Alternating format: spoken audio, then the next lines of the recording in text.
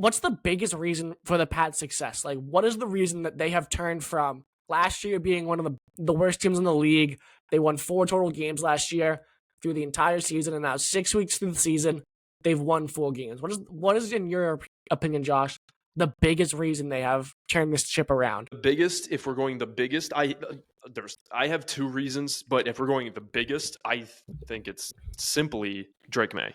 And the reason I say that is because, to me, there hasn't been that elevated step for the rest of the offense. The wide receiver room is still a mess. We don't really have like that star running back. I really want it to be Henderson, but it's not. Hunter Henry is still like the number 1 receiver on the team, despite being a tight end. The O-line is still mid to trash, despite actually the O-line's been one of the most productive position groups on the team. I'm saying like it's mid to low. Or consistent would be the word. It's mid to low because we've seen them be good, but then we've also seen slip ups as well. The one thing of this offense that has really what are you doing? He's messing with Sara. The one piece of this offense that really has taken that elevated step is simply Drake May. Mm-hmm. When I'm looking at every single piece of offense we have, and that was our biggest concern last year, is that we couldn't score more than 10 flipping points, not literally, but figuratively. 2 touchdowns a game was a blessing last year. Pretty much. When I'm looking at the offense, the one piece that elevated the most this season is simply Drake May.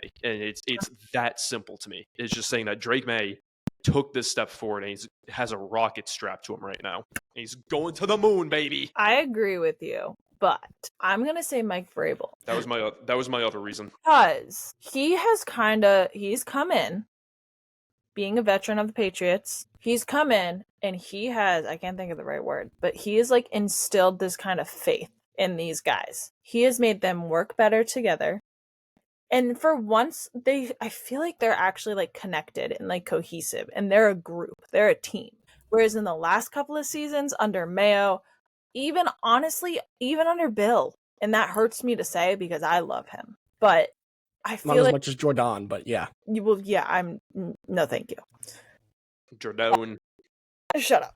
But I just feel like Vrabel has like taken this like group of guys that can work very well together and has shown them that they're capable of it. And also I kind of want to shout out like the special teams, especially like the punt return. They're great. I think they're playing really well. But I also feel like Vrabel has instilled this confidence in May and given him the support and pretty much everything that he needs to be possibly one of the greatest quarterbacks in the NFL. Yeah, I don't think you can. He's number 6 in MVP voting right now in the entire league. I think statistically he is a top 5 quarterback in the league right now. If you look at all of the statistics and whatnot, and I'm not a numbers guy. I hate numbers, so I'm not one to look at those.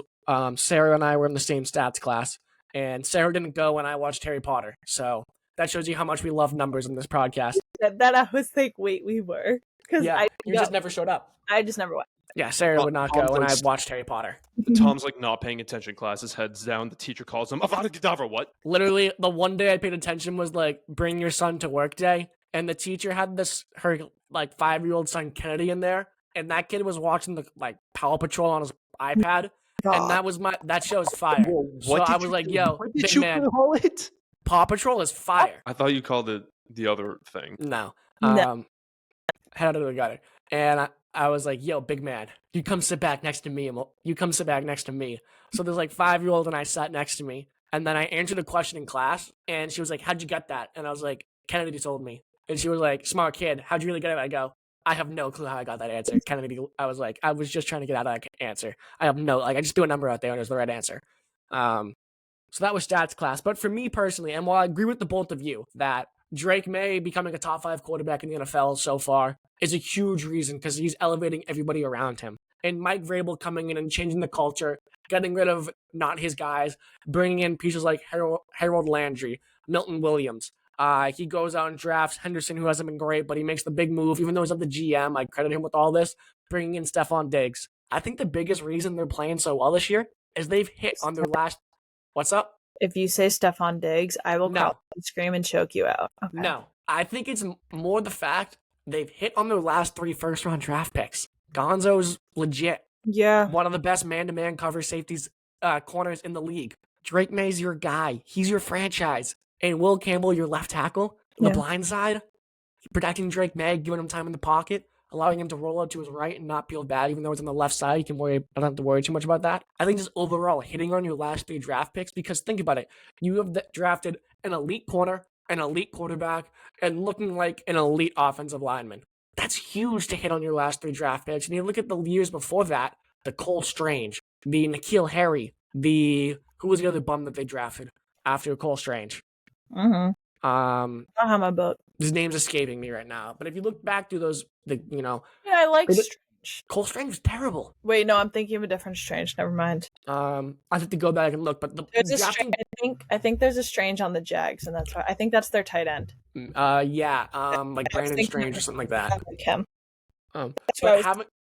But missing on your draft picks, especially your first overall draft picks, is such a bad thing in the NFL because they really can make or break a team. You look at the Commanders last year. They were only there because, they had good veterans and good coaching with Dan Quinn and Cliff Kingsbury as an offensive guru, but Jaden Daniels led that team to the NFC Championship. 2 years ago, C.J. Stroud and Will Anderson Jr. changed that whole Texans team, and right now I know they're struggling, but they completely reroute their history, their future for that team. So bringing in guys like Gonzo, May, and Campbell, I think collectively they have helped change the entire building there because they elevate the statue of play there and the talent that you have in your building. So that's where I credit it. Yeah, Mike Vrabel's been awesome, and Drake May's been awesome, but hitting on your draft picks is why you're in the spot that you're in right now, more than anything else in my personal opinion.